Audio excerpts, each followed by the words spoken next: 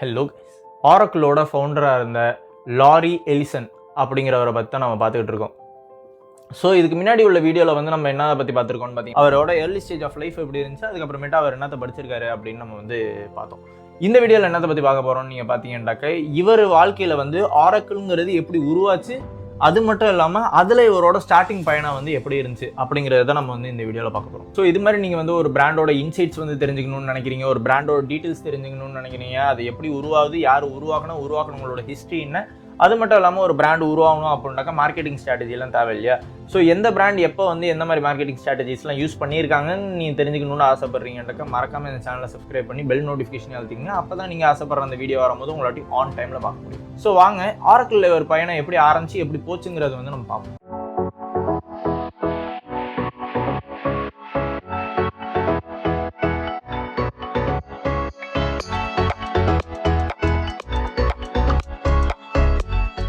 So நான் last வீடியோவில் சொன்ன மாதிரி லாரி வந்து என்ன பண்ணுறாருன்னு பார்த்தீங்கன்னா கலிஃபோர்னியாவுக்கு வந்து ஷிஃப்ட் ஆகிறார். கலிஃபோர்னியாவில் பார்த்தீங்கன்னா இவர் கண்டினியூஸாக பல ஐடி ஜாப்ஸ், அதாவது டெக்னிக்கல் ஜாப்ஸ் வந்து இவர் வந்து பண்ணுறாரு.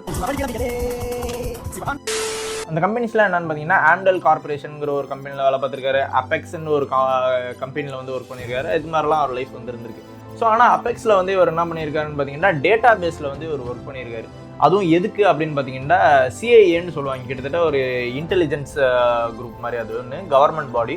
அவங்களுக்கு வந்து இவர் வந்து ஆம்பெக்ஸுங்கிற ஒரு கம்பெனியில் வந்து டேட்டா பேஸில் வந்து ஒர்க் பண்ணியிருக்காரு. அதில் வந்து ஒரு கொடுக்குற கோட் நேம் வந்து என்னன்னு பார்த்தீங்கன்னா ஆரக்கிள் அப்படிங்கிற ஒரு கோட் நேம் வந்து கொடுத்துருக்காங்க. இந்த ஆரக்கிள் அப்படிங்கிறது தான் வந்து கரியரில் வந்து ஒரு பெரிய ஸ்பார்க்கை வந்து உருவாகுது.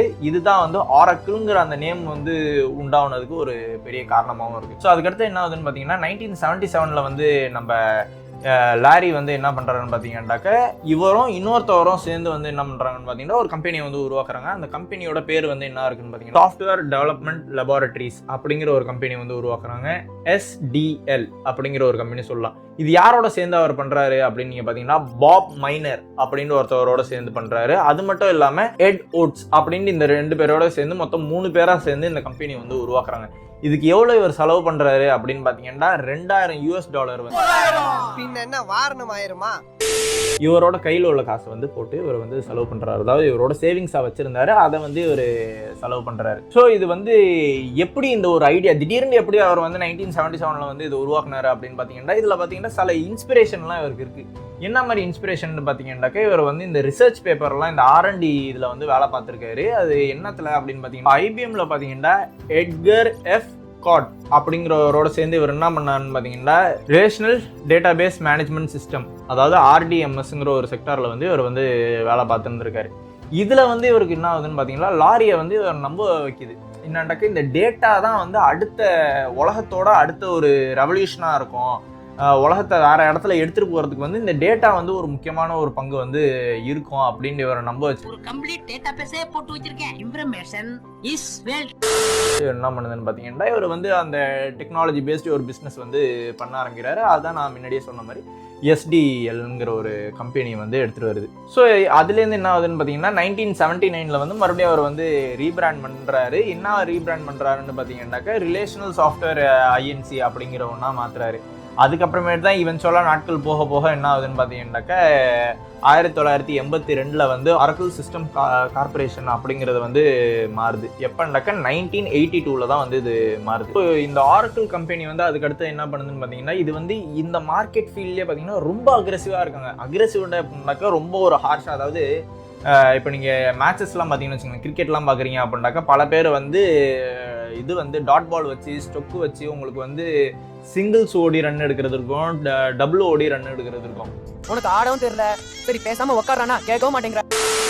ஆனால் இந்த கம்பெனி வந்து எப்படி இருக்குன்னா அப்படிலாம் இல்லாமல் 6-4ன்னு பவுண்டரி அடிக்கிற மாதிரி இது வந்து அடித்து விளாசிக்கிட்டு இருந்தாங்க அவங்களோட செக்டாரில். இந்த கம்பெனி எப்படிலாம் இருந்திருக்கு, இவங்களோட ஆளுங்க வந்து யாரெல்லாம் வந்திருக்காங்க இவங்களோட கஸ்டமர்ஸ் அப்படின்னு நீங்கள் பார்த்தீங்கன்னாக்கா மேஜராக பார்த்தீங்கன்னாக்கா கவர்மெண்ட் அண்ட் கார்பரேட் கம்பெனிஸ் இருக்கும் பார்த்தீங்களா, அவங்க தான் வந்து வந்திருக்காங்க. ரொம்ப செக்யூர்டான இது வந்து வச்சுருக்காங்க அப்படிங்கிறதுக்காக, இவங்களோட டேட்டா பேஸ் இதே பார்த்தீங்கன்னா ரொம்ப செக்யூர்டாக இருக்குது அப்படிங்கிறதுக்காக வந்து வந்திருக்காங்க. இவங்க வந்து எதில் ஒர்க் பண்ணியிருக்காங்கன்னு பார்த்தீங்கன்னாக்கா இந்த SQL SQL அப்படின்னு ஒன்று சொல்லுவாங்க. அதில் தான் வந்து இந்த RDBMSன்னு வந்து இருக்குது, ரிலேஷனல் டேட்டாபேஸ் மேனேஜ்மெண்ட் சிஸ்டம்ங்கிறது இருக்குது. அதில் தான் வந்து இந்த கம்பெனியும் வந்து பார்த்தீங்கன்னா ஒர்க் பண்ணியிருக்கு. இந்த கம்பெனி பார்த்தீங்கன்னாக்கா 1986 பார்த்தீங்கன்னாக்கா இது வந்து பப்ளிக் ஆஃபரிங் வந்து வருது, அதாவது ஸ்டாக் மார்க்கெட் ஷேர் மார்க்கெட்டுக்குள்ளார வருது. அதுக்கடுத்து என்ன ஆகுதுன்னு பார்த்தீங்கன்னா இந்த கம்பெனி வந்து ரொம்ப ஸ்பீடாக வளருது. பயங்கர ஸ்பீடாக வளர்றதுல வந்து என்ன ஆகுதுன்னு பார்த்தீங்கன்னாக்கா இவங்களோட ரெவன்யூவும் ஆப்ரேஷனலும் பார்த்தீங்கன்னாக்கா ரொம்ப கேஸ் ஆகுது. எனக்கு கம்பெனி வளர்ந்துக்கிட்டே போகுது, ஆனால் காசு அப்படியே நின்றுச்சுன்னு வச்சுக்கோங்களேன். காசு ஃபுல்லாக உங்களுக்கு கம்பெனி வளர்ச்சியில் மட்டும் கொடுத்தாங்கன்னா ஒரு ஃபவுண்டேஷனே இல்லாமல் ஒரு மாதிரி வீக்காக ஆயிரும் தெரியுமா, அது மாதிரி வந்து மாற ஆரம்பிக்குது. அதனாலேயே என்ன ஆகுதுன்னு பார்த்தீங்கன்னாக்கா 1990 வந்து கிட்டத்தட்ட இந்த கம்பெனி ஒரு கொலாப்ஸ் ஆகிற ஸ்டேட்டுக்கே போகுது.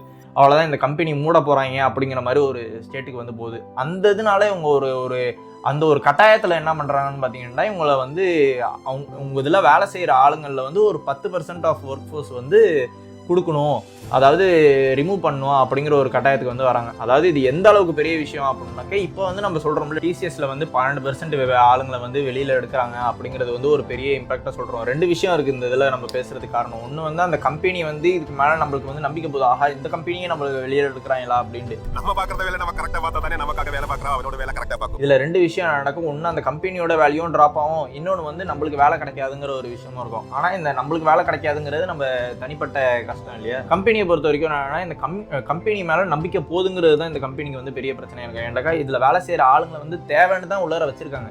அவங்கள வெளியில் எடுக்கும் போது என்னன்னாக்கா அங்கே வந்து தேவை கம்மியாகுதுன்னா அங்கே ப்ராஜெக்ட்ஸு வர இன்கம் எல்லாமே கம்மியாகிறதுனால தான் இது வெளியே போகுதுங்கிறது எல்லாருக்குமே தெரியும் இல்லையா. ஸோ இதனால வந்து என்ன ஆகுதுன்னா இந்த கம்பெனி மேலே ஒரு கெட்ட பேர் வந்து வருது. மற்ற கம்பெனியும் வந்து இந்த கம்பெனிலேருந்து ஓகே இது வந்து ஏதோ லாஸை வந்து சந்திக்குது அப்படிங்கிறதுனால மற்ற கம்பெனியும் பயந்துக்கிட்டு இவங்க கம்பெனியை வந்து அந்த கம்பெனிலேயே டிட்டாச் வந்து பண்ணிக்கிறாங்க. ஸோ இருந்தாலும் நம்ம இவர் லாரி வந்து என்ன பண்ணுறாங்கன்னு பார்த்தீங்கன்னா அவர் வந்து எந்த இடத்துலையும் மன தளரவே இல்லை நம்மளால் முடியும், மறுபடியும் இதை வந்து நம்ம எடுத்துகிட்டு வந்துடலாம் அப்படின்ட்டு அவர் என்ன பண்ணுறாருன்னு பார்த்தீங்கன்னா மொத்த ஆர்கனைசேஷனும் மொத்த அந்த கம்பெனியும் என்ன பண்ணுறாருன்னு பார்த்தீங்கன்னா ரீஸ்ட்ரக்சர் வந்து பண்ணுறாரு. கரெக்டாக ஒருத்தனும் இந்த இதுக்கு அப்படின்னு ரீஸ்ட்ரக்சர் பண்ணுறது மட்டும் இல்லாமல் மறுபடியும் ஹையரிங் வந்து நடக்குது. 10% அவர் வெளியிலையும் கூட செஞ்சுட்டாரு. இருந்தாலும் மறுபடியும் என்ன பண்ணுறான்னு பார்த்தீங்கன்னா அடுத்தது ஒரு ஹையரிங் நடக்குது. மேனேஜர்ஸ் எல்லாருமே பார்த்தீங்கன்னா நல்ல எக்ஸ்பீரியன்ஸ்டான ஸ்டாஃபாக வந்து எடுத்துகிட்டு வராரு. ஃபினான்ஷியல் கண்ட்ரோலும் வந்து எடுத்துகிட்டு வரணுங்கிறதெல்லாம் ட்ரை பண்ணுறாரு. பல விஷயத்த வந்து ரீஸ்ட்ரக்சர் வந்து பண்ணுறாரு. அதுக்கு அடுத்து என்ன நடக்குது அப்படின்னு பார்த்தீங்கன்னா 1990 அதாவது இது எப்போ கிரைசிஸ் வந்துச்சோ அதுலேயே பார்த்தீங்கன்னா ஒரு மிட் இயரில் வந்து என்ன நடக்குது அப்படின்னு பார்த்தீங்கன்னாக்கா மறுபடியும் அதோட இடத்துக்கு ஆரக்கிள் முன்னாடி எந்த இடத்துல இருந்து கீழே விழுந்துச்சோ மறுபடியும் அதே இடத்துக்கு வந்து இவர் வந்து எடுத்துகிட்டு வர்றாரு அந்த ஒரு ஷார்ட் ஸ்பேன் ஆஃப் டைமில் வந்து.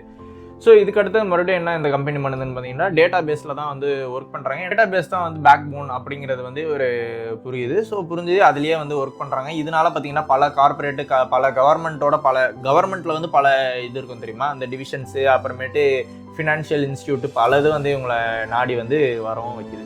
ஸோ இதுக்கடுத்து நம்ம என்னத்தை பார்ப்போம்னு பார்த்தீங்கன்னாக்க இந்த டெக் இண்டஸ்ட்ரியில் வந்து ஆரக்கிள் வந்து டாமினேட் வந்து பண்ணிக்கிட்டு இருந்தாங்க ஒரு காலகட்டத்தில். ஸோ இது எப்படி வந்து நடந்துச்சு, இது எப்படி இவர் வந்து சாத்தியமாக்குனாரு அப்படிங்கிறத பற்றி பார்ப்போம். ஆனால் அதை பார்க்குறதுக்கு முன்னாடி நீங்கள் இது மாதிரி ஒரு பிராண்டோட இன்சிட்ஸ் வேணும், பிராண்டோட டீட்டெயில்ஸ் வேணும், பிராண்ட் வந்து எப்படி உருவாகுது, யார் உருவாக்குனா, எப்படி வந்து அதை உருவாக்குனாங்க அப்படிங்கிறத தெரிஞ்சுக்கணும். அது மட்டும் இல்லாமல் ஒரு பிராண்ட் உருவாகணும் அப்படின்னாக்கா மார்க்கெட்டிங் ஸ்ட்ராட்டஜிலாம் தேவை இல்லையா. ஸோ எந்த பிராண்ட் எப்போ வந்து எந்த மாதிரி மார்க்கெட்டிங் ஸ்ட்ராட்டஜிலாம் யூஸ் பண்ணியிருக்காங்க அப்படின்னு நீங்கள் தெரிஞ்சுக்கணும்னு ஆசைப்பட்டீங்கன்னா மறக்காமல் இந்த சேனலை சப்ஸ்கிரைப் பண்ணி பெல் நோட்டிஃபிகேஷன் அழுத்திடுங்க. அப்போ தான் நீங்கள் ஆசைப்படுற அந்த வீடியோ வரும்போது உங்களாட்டி ஆன் டைமில் வந்து பார்க்க முடியும். ஸோ பார்க்கலாம்.